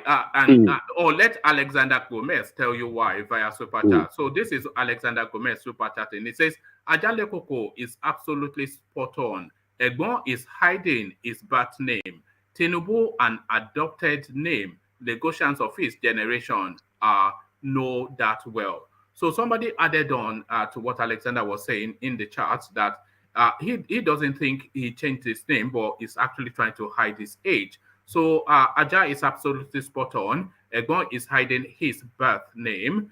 Tinubu, an adopted name. The Goshians of his generation know that well. So thank you for the super chat, Alexander. But off the back of that, people are suggesting that he's hiding essentially his age and his name. So if Atiku changed his name as well, that by the same argument suggests that he's trying to hide his age. Okay, one man, I think what we need to know about Atiku is that when did he change his name? That's during his time in customs. During his time in custom? Yeah, you need to come clean and tell us why. This is the question that, of course, they have retirement age. Yeah, this is what if we are a nation that have vibrant press, all this information that we are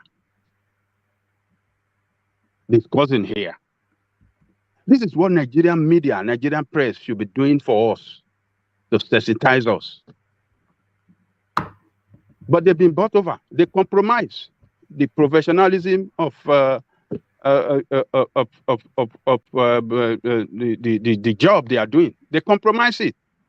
They should be going after these people. Baba Atiku, why did you change your name? And they should have investigated well to get their fact right before coming to ask him questions and then expose him between what he said and what they actually discovered about him. But when you don't have a vibrant press in a democracy, in a place that they claim they run democracy, you cannot have a good democratic system. You can't have it. Your democracy will not work for you. And that is what is happening to Nigeria today.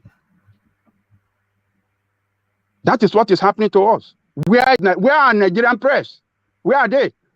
Look at Shemu Kibaloye the other day. The way he was fighting with Dr. Otom, because Dr. Otom said that Nigeria is collapsing, and do we have to wait that the security has collapsed? Do we have to wait till when what happened in Afghanistan when terrorists took over government and they see them in the government house? Do we have to wait until when these criminals take over? What do you call it? Asher Rock.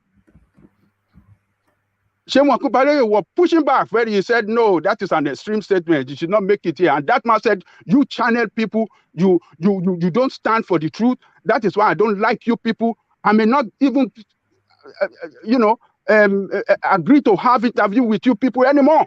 Because anytime that somebody is saying the truth on your program, you want to shut that person down. They failed.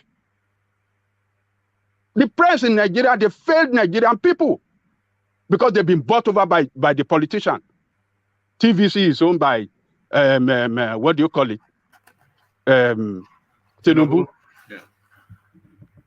Arise is owned by Nduka Ogbeagbena. He's a politician too. Channels is owned by APC. Every one of them.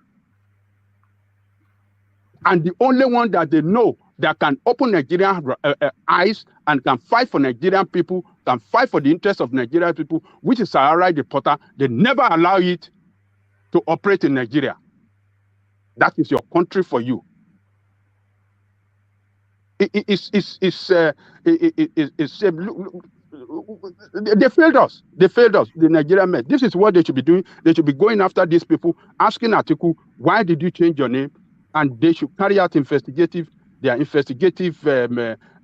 journalism and, discover the fact about why he changed his name. The Tinubu, they should have got the fact about it and let us know why this hiding his name. Okowa as well, they should have carried out their investigation to let us know why these people are lying. But they failed us. And when you have a press that compromise in a democracy, you can't have a functioning democracy. That is what is happening in Nigeria. It's unfortunate, woman. All right, brilliant. So, Adale Koko, for reasons of time, I want to try and cap this session as much to 2 hours as I can, only because you highlighted to me yesterday just how much time I was spending online. So let me go from you to Mr. Are you trying to cut it down, woman, now? Yes, it's too much. You know, I'm sure you agree it's too much. It's you know, but sometimes I get carried away in the conversation, and I That see is that it. That is it. I'm already for six hours. I'm saying God, you know. So then I'm trying to hurry people along, but then they've been waiting for so long. I can't push them, you know. So there. So I want to just be as strict with the Okay, time as I can now. that's cool. Let me go to Mr. Goodluck, who joins us. So Mr. Goodluck, are you there? Mr. Goodluck, Ebele Jonathan, with the picture of Peter Obi. Mr. Goodluck, all right, I think Mr. Goodluck is having some systems issue. So we'll come back to, are you there? Mr. Goodluck? What's going on, man?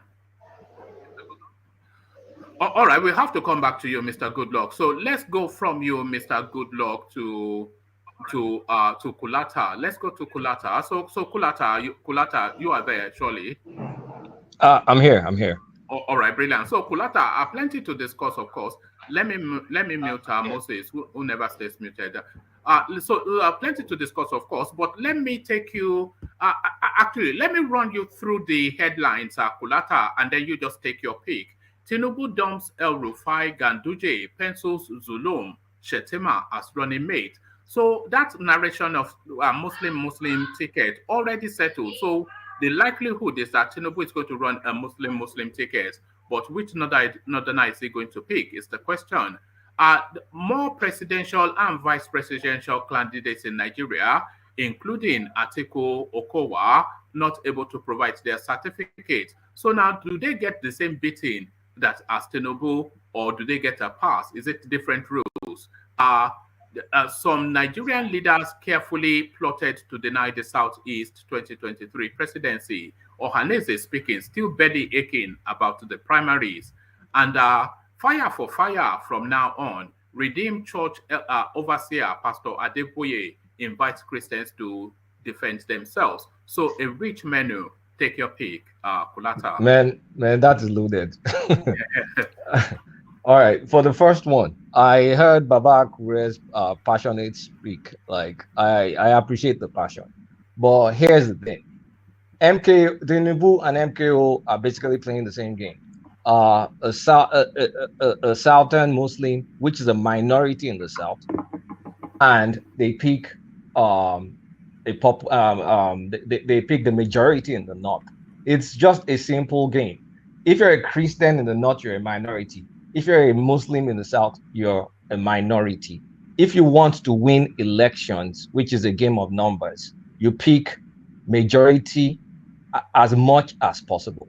So if that majority is normally is going to be like a Northern Muslim guy and a Southern Christian vice, or a Southern Christian president and a Northern Muslim vice. That is the way it is. Now, with the likes of MKO and Tinubu, that are Muslims in the South, which is the minority in the South, the common sense thing to do is to pick a Muslim, which is in the North. And what they are doing also is this.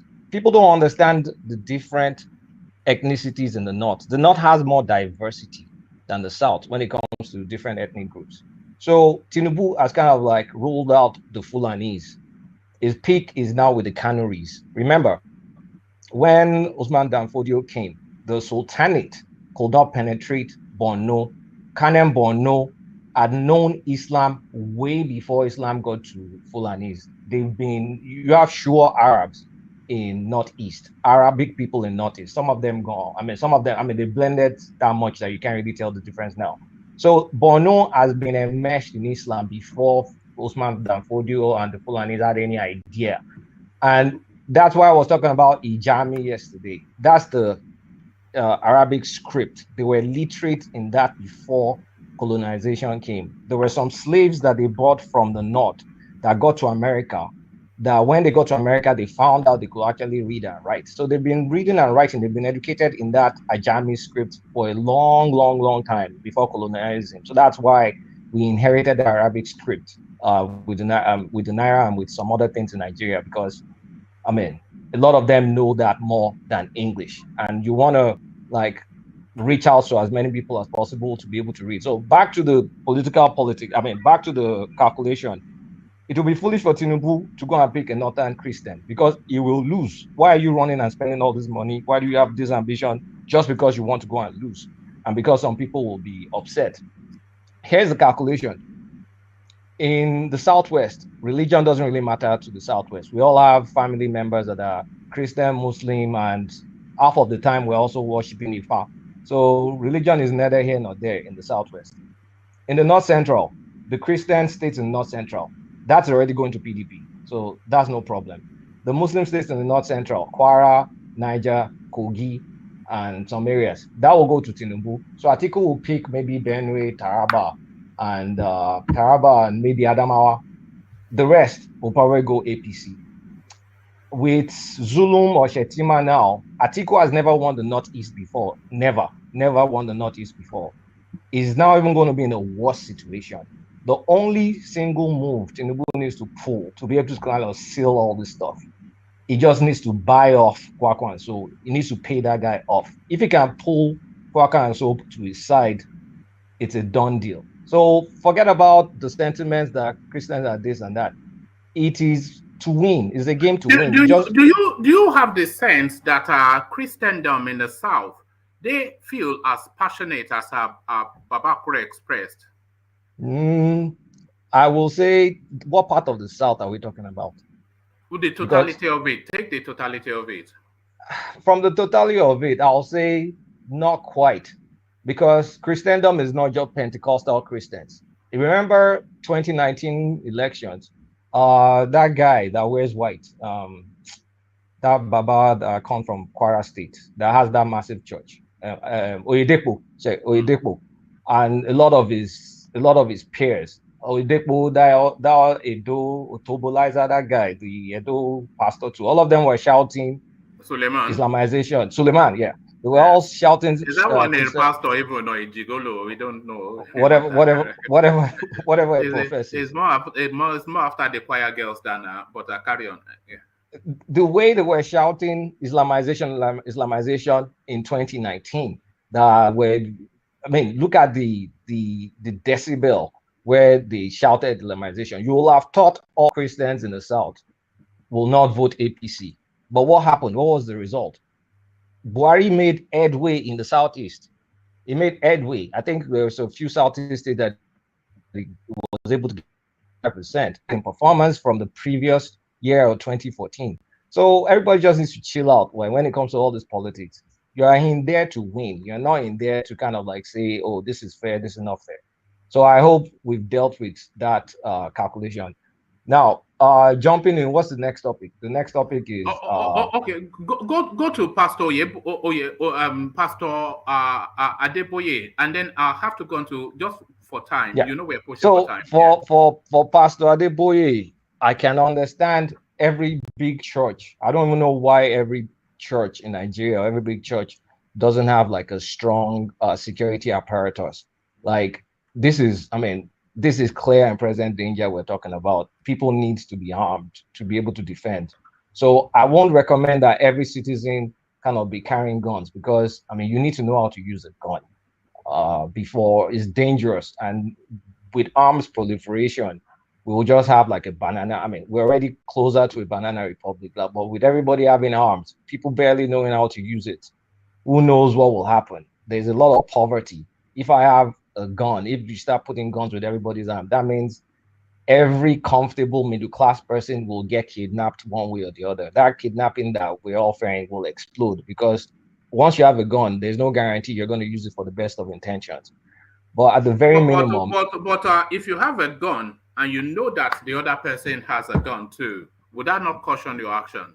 It will caution you. So that's the kind of debate we've been having in America, that a good guy with a gun will win against a bad guy with a gun. So, but the thing is, with Nigeria, there's more to it. There's, okay, now that I have the gun, now that maybe there's a little bit of peace, or I'm kind of broke, right? And there's this guy driving this brand new Range Rover that his son in America sent to him. Let me just go and kidnap him. I'm not going to kill him. Let me just. Yeah, but if you go and kidnap him and he shoots you, what about that? Well, there may be collateral damage. Like, so it's 70-something. They're going to kidnap. Let's just say they kidnap someone like 60-something or 70-something. It's not going to be as agile like an 18-year-old with a gun. Like the reflexes won't be that fast. It's just, it's kind of recipe for disaster. But they should have, should be able to afford professional security, professional private security with guns, and then we should have state police that will be able to secure each person's regions. I can support that, but for every single civilian to go and get a gun, man, we're treading in dangerous territory. Like, if that's the case. All right, brilliant. Well put. So for reasons of time, as you understand, let me push on to, let me try Mr. Goodluck again. I hear a new voice that I'm keen to hear, but unmute yourself this time around, and Mr. Goodluck, hopefully we hear you. Mr. Goodluck, are you there? So there it is.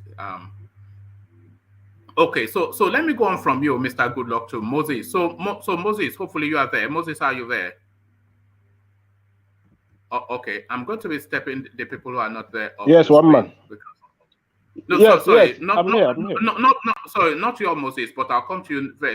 Moses Fadikwe. Moses Fadikwe, are you there?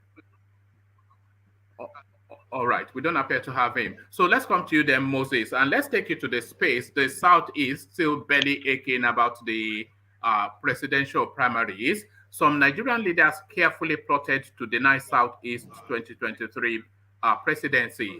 It is still Ohaneze crying into their conflicts, but is it time for them to get over it, Moses?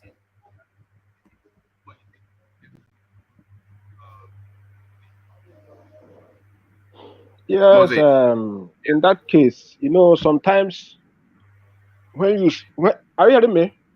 Yes, carry on. Are you hearing me? Yes, we can. Carry on. Are you hearing me? Yes, if you can hear me, then the conversation, go on. Yes. What happened there is that, okay, I greet everybody, my fellow viewers, wherever you are in the world, I greet everybody. So the thing I see there is that, it's very bitter and very annoying for you to sacrifice for party, the time that you're supposed to harvest your labor, they will deny you your right. That is what happened, let me say PDP, because APC is not likely most, let me take PDP for that. PDP betrayed Southeast in every round. So I will not blame them for very. You there? For many years. So for this time around, supposed to be Southeast position to present their candidate as a president. They throw the presidential open to go back to North. And that, I believe that is the reason why, if I watch one interview, Peter B. Grant and Arias Television, that time they want to start, they never start primary election. They never do their convention that time. So this guy asked Peter B. whether he would like him to contest presidency. Peter B. say he want to check whether they will rule the Southeast. They will give them a chance to rule before he can apply. So everybody knows say na Southeast to take over. But as you can see, Fulani people will not allow it. They think saying I didn't get PDP. I'm against it. Even if it's not, I can't support this guy, Atiku. After 8 years of Buhari, another 8 years for not. It's not possible now. We are not slaves. So I can't I'm supporting the elders from the Southeast because of what the PDP did for Southeast, because they paint us black. It's not good. If it's not P2B, if it's not this Labour Party now that give P2B chance to go, that is We forbid the we But for them you like can support Tinubu Southeast now. for them like slaves. You It's can not, it's support not Tinubu nice. now. He's from the south. Yes, Tinubu is a nice Tinubu. Yes, you get me right. If you hear me very well, I have not said any bad thing against Tinubu. Why? The thing I have against Tinubu is that his age, he's not transparent. That is why I'm against Tinubu. Everything about Tinubu is hide to everybody. We have to know everything about you. We have to know everything is going to everything that is going on in the country. We have to be everything have to be accountable for every movement. That is how government is supposed to be. Not everything hide. We can't control like this. Nigeria is supposed to see now. Before I can, you know how education is in Nigeria as 80s. If you graduate in Nigeria, you will be proud that you are a graduate, and your work is waiting for you. Now Nigeria is going to Ghana, going to other countries for school. It's very, very bad. You know, as Nigeria, the largest in Africa, supposed to be the place that even all Africa should be proud of. We are lacking behind, and enough is enough. We have to wake up. You know, now PDP, Atiku and the Vice now they can present their certificate. This is what we are talking about. How can you rule us? When you cannot, I don't know. Nigeria, we have to wake up. We have to wake up this time around. Let's check these people that come out. Let's check them one by one. We want to anyone that is transparent. We have to follow the person. You understand? That is why I supporting P2B. I have told you before that if say P2B is from the southwest, I will support him because I have seen the guy now it's transparent now. Everything, both certificate, both his health record, everything is there to check. You know, he put everything for you to go and check. And that is the kind of president we need. A president at any time. Anything now that P2B is going to grant interview, I think any moment from now, anything you want to ask P2B, come there. And anything that is not clear for you, any allegation you want to ask P2B, come on air and ask him. He will answer you and tell you everything you want to know. That is the kind of president we want. Not be this kind of president. If you can't see them grant interview, you cannot see them anywhere to answer them questions. We cannot continue like this. If we want Nigeria to go ahead, develop, we have to get transparent president that can give us what we want, that we can call, that we can ask questions, that we can say enough is enough. See what we want. See what we want. Not the one if you come out they will kill you. No, we have to be keep tribalism aside. If we want Nigeria to work, we have to nothing like tribalism.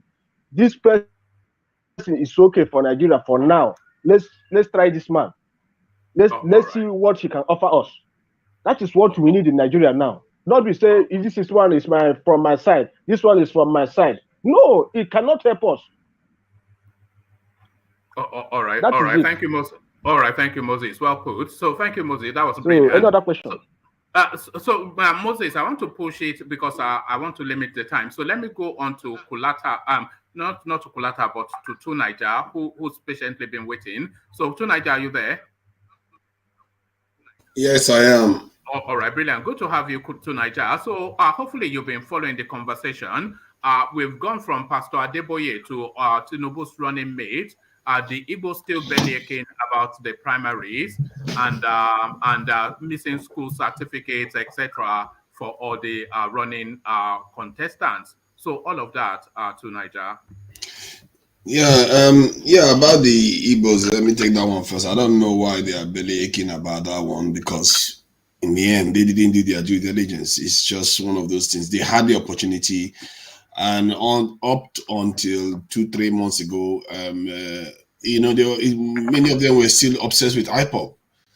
And this is when there are consequences in this life, and You know, it's just what it is. They can complain all they want until they decide to organize themselves in a way they can achieve results. They are not going to achieve results. Nobody gives you anything for free in this life.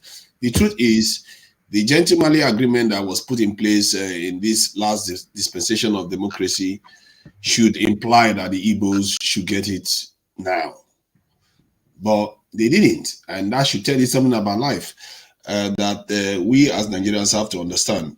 Life doesn't grant you anything. You have to work for it. To an extent, then you get it. In the case of Nigeria, they would have gotten it if they did their due diligence. If they had just supported Wicked, they will have one viable candidate right now that is probably would have won the election. Can you imagine if it was Wicked that was on the APC ticket? Tinubu will not sleep now. He will be dreaming of his certificate. And Wicked will be harassing him day in, day out, he will not rest. But it's Atiku. Atiku is just playing games with. I don't even know why he came in. I really don't, because he doesn't seem to be fighting for anything that I can see. He just wants to be president. That's all. So from that point of view, yeah, I'll move on to the ticket one. And you know, when it comes to certificate one. When it comes to this certificate stuff, personally, you know, obsessing over Tinubu certificate, obsessing over this certificate. Nigerians, come on, man. You all know how these politicians roll. They roll in their dirt and all the rest of it. And we Nigerians, we know what we do. Half of us driving on the road don't even have a proper driving license. Yeah, but we want somebody suddenly wants to obsess over primary school certificate. I don't understand that. That is the kind of hypocrisy that people really have to understand that they are doing. You know, you are obsessing over somebody's primary school certificate, knowing full well they already graduated at university level and performed relatively well. Not as a dunce, performed well at the university level. So what are you chasing after? You don't like him. Just say you don't like him, but you don't want him to make it into office, because even the other candidates have shady deals too. If we start bringing everybody out and say let's get whiter than white, it's not going to happen. And I think we have to, use our tongue to count the number of our teeth in our mouth. I think Nigerians don't do enough of that when they are pointing fingers. I'm not going to be a hypocrite. I don't like a lot of Tinubu's politics. I don't like the fact that he cornered so much resources from a state and he got away with it. I don't like all those things. But if you don't like all those things, that's where you should go for. Because if you look at his finances right now, that's the one that should really, really, really annoy Nigerians. His primary school certificate is not the reason why Nigeria is suffering. It's his bank balance. It's that culture. What has his primary school certificate got to do with it? And if you are trying to hang him based on that, just admit that you are trying to find something on him to stop him, which might be actually a honorable thing to do, to stop Tinubu. Nobody wants somebody that can capitalize on a state's national this treasury that way to run the whole country. What if he decides to do Mark 2? Tinubu local version 2, then that would be like crazy. Another level of power that he's going to have. Who knows who is going to pass it down to, given that he's an old man now. So I don't get this thing where people obsess about the wrong things. Primary school certificate is nothing. His certificate is nothing. It's what is in his bank account, what it's going to do for you. That's what you should be focusing on. And above all that, the people themselves should be, going after these things themselves. They should be demanding answer. They should be demanding what the politicians are going to do for them. We as a people should be having our own way of generating our own demands. And that is something we don't have. We are a body. Our leaders are a body. If we are a body and we don't have any way of making demands, why would you get anything that you really want? They can just tell you what they think you want, or tell you what they want you to believe that you want. And then they will not deliver for you in the end. They'll say, oh, you wanted the electricity to get electricity. Okay, let's go and do electricity then. They'll spend another 20 years doing that. If you don't have specifics, if you don't have a front that really knows how to hold them accountable, they will not do that. The other people that control them, which we should know, there are also other forces that control our leaders. Those forces that control them demand results. If they step out online, there will be consequences. And we don't seem to have that. Until we start having that, they are not going to value us enough to listen to us. And we have to preserve them too. Like I obsess over security because This is something that, black countries have lost more than 15 leaders in the last 2 years alone, out of deaths, coups, and all the rest. Our countries are unstable. It doesn't happen to any other people because we don't have security. Yesterday, I was just watching a program about how Lumumba was taken out. This is the story of African leaders because we don't protect our leaders. If you don't protect your leader, some other person will be in charge of their protection. And who do you think they are going to favor? For me, we have to grow up. Other people are talking about hypersonic missiles, space missions, quantum computing, and all the rest. We are talking about tribes. This is an extermination level event we are talking about here. There are people talking about our extermination. You check on YouTube right now, they are talking about our extermination. Some of them even consider us as not contributing to the world economy already. And which technically we don't. They just take our resources and they just give us scraps to live on.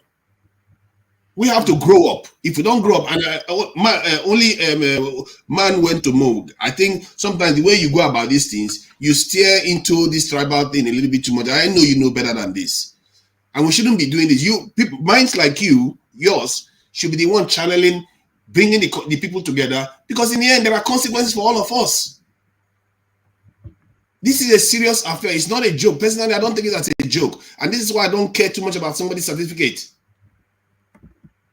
It's what actually affects us. It's what we should be focusing on. So that's what I'll say for now. So I don't want to take too much time. All right, brilliant. Thank you. Well put. You say, you know who you remind me of? You remind me of a chap that used to come here, Mike. He has a broader worldview and a little bit of a Black League as well. He has broader worldviews beyond the mundaneness of petty little tribal nonsense. That look, they are coming to enslave you again, and you are doing tribal war. So it's always worthy to note that. So let's go from you to Niger to Ifeanyi. So Ifeanyi, to you now, the conversation, your contribution. Ifeanyi, are you there? Yeah. Yeah, I'm here. Can you hear me? Yeah, brilliant. Let's have Hello? it. Yes, we can hear you. Go on. Yeah. Holy Father, Okay, so is that your ringtone? Father, holy, look at this guy. No, it's not my ringtone. Are you still in the nightclub? So what is going on here?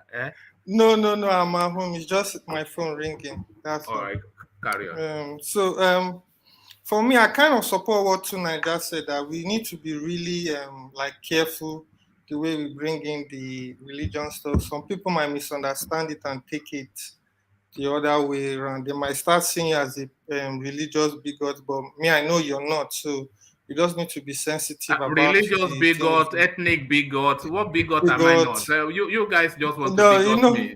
Don't worry, I'm not. So we need to just. I know you're not. So what I'm saying is, you just need to be kind of sensitive sometimes. Some people might take it out of context, even though it's a joke and stuff like that. So for me, my own point of view, as in seeing